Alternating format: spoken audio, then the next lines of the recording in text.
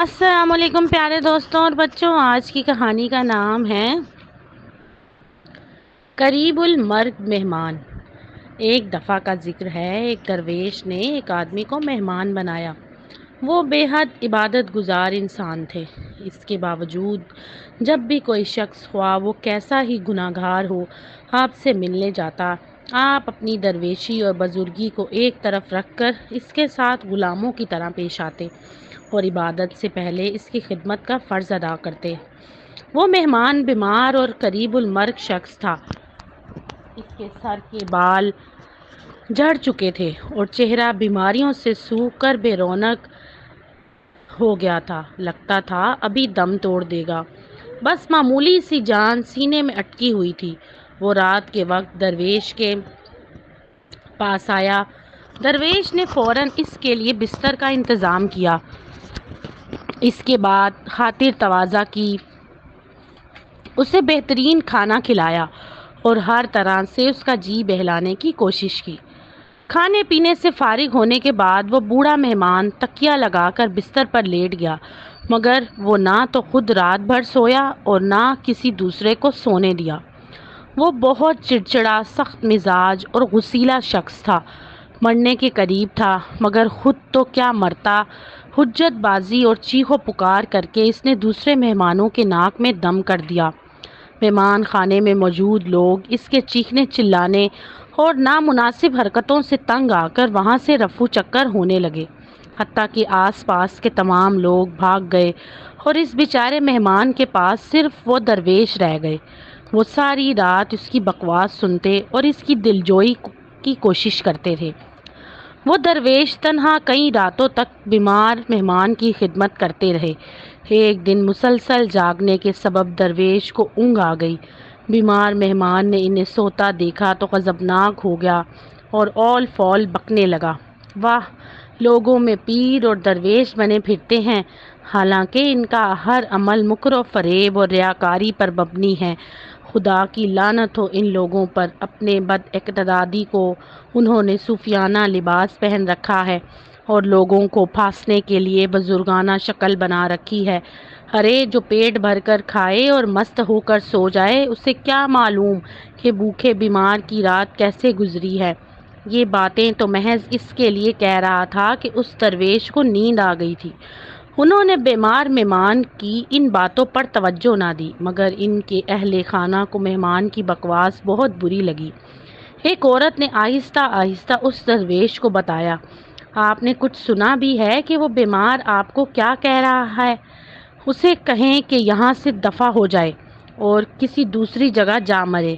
ارے ہمارا کھاتا ہے اور ہمیں ہی کوستا ہے۔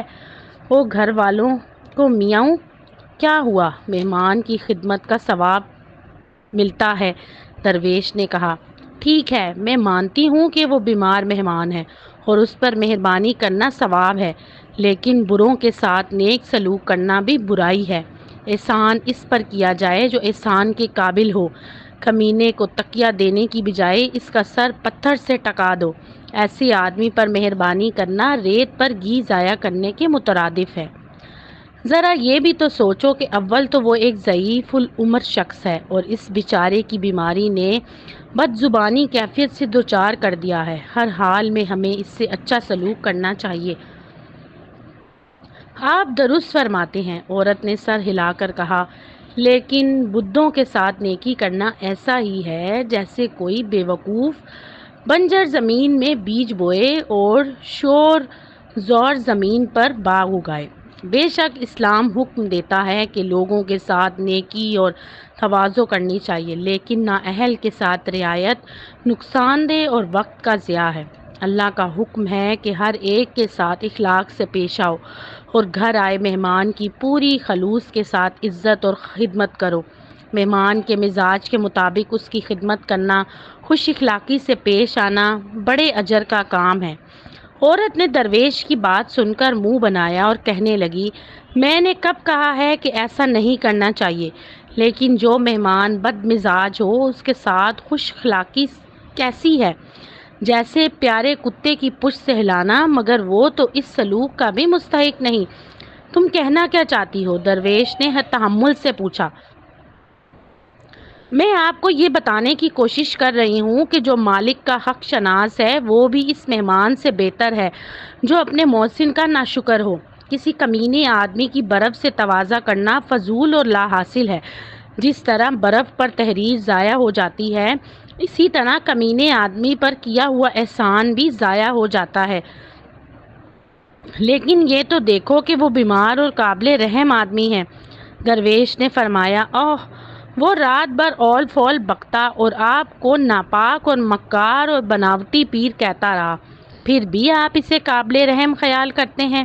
میں کہتی ہوں ایسے بے صبرے، ناشکرے اور بد مزاج آدمی پر کسی قسم کا رحم کرنا واجب نہیں۔ سنو، درویش نے اس عورت سے فرمایا، اس کی پریشان کرنے والی باتوں کا برا نہ مانو۔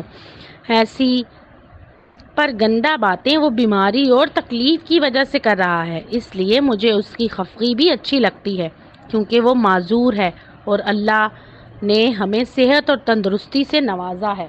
تو دوستو، اگر آپ کو یہ کہانی پسند آئے تو میرے چینل کو لائک اور سبسکرائب ضرور کیجیے گا۔